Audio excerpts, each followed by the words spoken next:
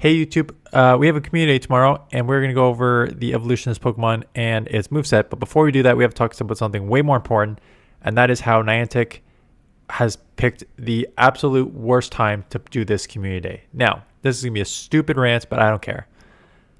Vanillite, as you can see, is actually called the Fresh Snow Pokemon. So, let me just look outside. Oh yeah, you know what's not fresh snow? April 27th. We literally have snow in Ottawa from beginning of November, December, January, February, March. Would have been great. 5 months. You have 5 months to put this Pokemon in the snow, and you pick not only the beginning of April. Sometimes in Ottawa in April, we actually do get snow, like first, second week of April, maybe even mid-April. Last weekend of April, April 27th. There's no snow. And people will then argue, it's like, oh, but it's like an ice cream Pokemon. It's not warm enough for ice cream yet. Put it in July and August if you think it's an ice cream Pokemon, if you want something interesting. But it's even called a fresh snow Pokemon. Anyways, that's my stupid rant. April 27th. There's literally 2 months you cannot do this. It's like April and like October. Those are like the 2 months you can't do it. You can justify ice cream May through September here.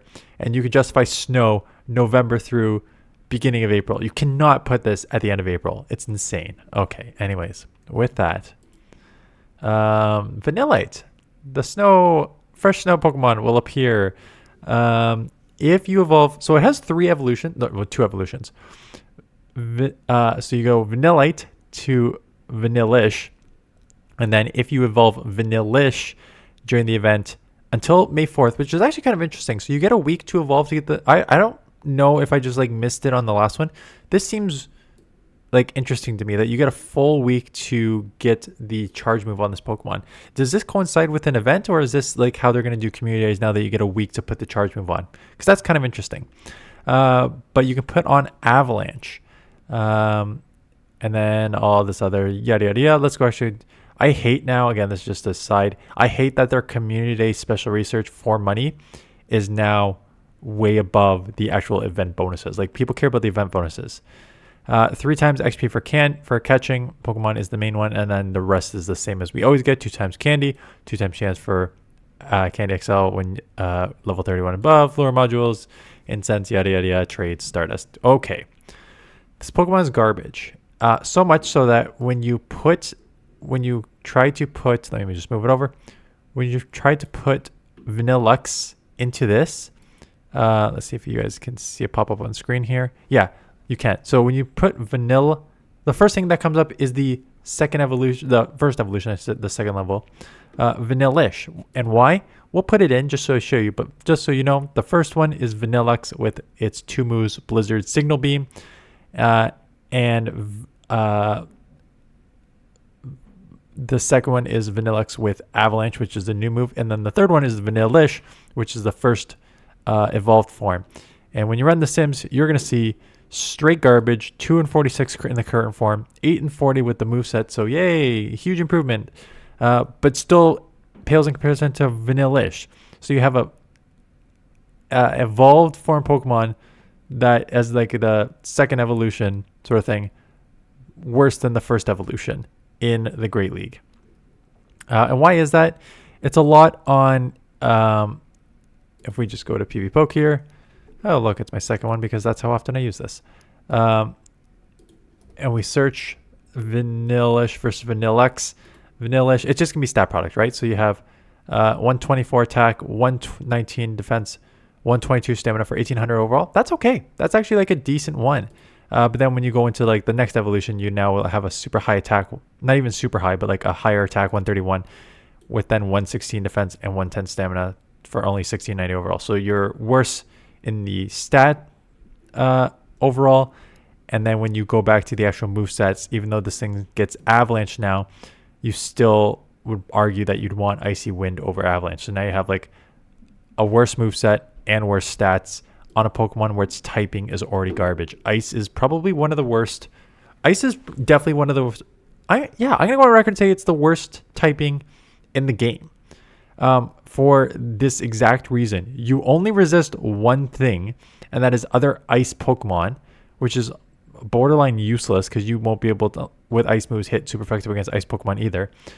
And you pick up 4 weaknesses: fighting, fire, rock, and steel. That is an insane typing. No wonder all these sort of ice types who get in on their secondary typing.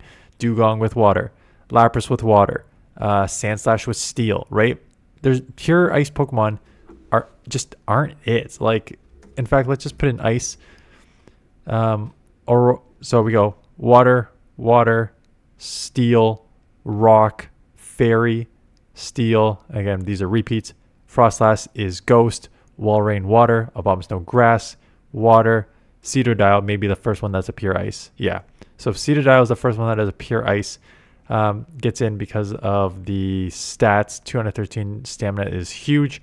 And then obviously Powder Snow Avalanche combo can be very, very strong there. But 108, the first pure ice Pokemon. So Ice just have terrible typing. So now you have not great stats with terrible typing and movesets that do not move the needle. So unfortunately, the best part of this analysis is going to be that this should not be in April because it is otherwise a crazy Pokemon. Let's just go on like a little rant here for 2 minutes because it's a quick video already.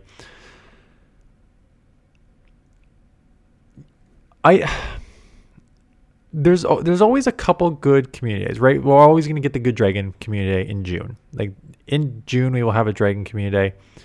And then there's usually like maybe one other per year that like really changes things up. And it's either usually a starter Pokemon getting like a legacy move.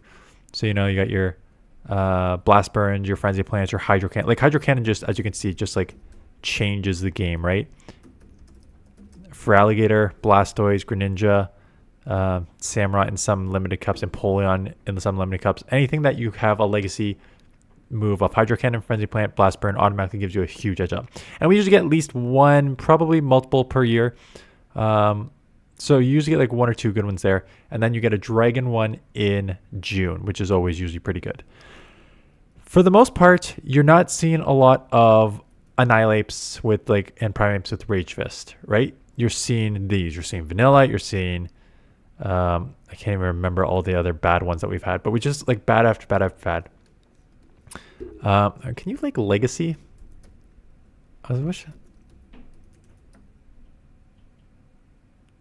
No, I guess not. Because I feel like it didn't used to be like this. I felt like every single community day used to be a banger for either GBL or for raids.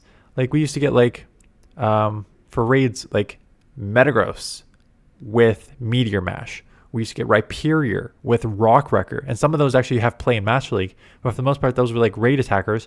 Or we would get like these, again, Frenzy Plant, Hydro Cannon, Blast Burn, and those were like almost every single one. Or we get like, you would probably get like one after like 3 in a row there because they do like every single starter. But now it seems like they're doing like a starter and then rotating it with a couple garbage, and then the next starter rotating with a couple garbage.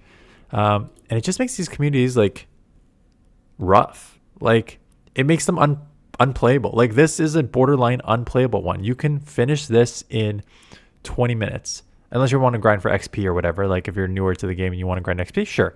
But otherwise, like you can just get a shiny in like the first 20 minutes and then call it a day. And that's also, I don't know if I love this or hate this. This is another thing for those of you who have started playing recently, or like even, I was going to say even the last like 4 or 5 years, since COVID probably. If you've only played in the past 5 years, you do not know how hard shinies were during community days. There were times that I was out there for 3 hours. It was only 11 to 2. It was 3 hours, always 11 to 2 over lunch. And I would go out. This was pre-kids. Like this is how old we're talking about. This is before I even had kids.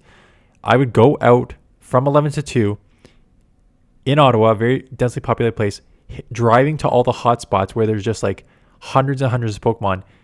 And if you grinded for like 3 hours, sometimes you would get like 2, maybe 3 shinies for your entire 3-hour grind. And now it's like, I don't have 17 shinies in the first 30 minutes. Do they forget to turn it on? Like, it's just such a change with how these community days are now versus what they used to be. And I know I sound like an old man, get off my lawn, so I'm going to call it there. Hope you're having a good weekend. If you're going to play, have fun. If you're not, I get it. So thanks for watching. See you guys in the next one.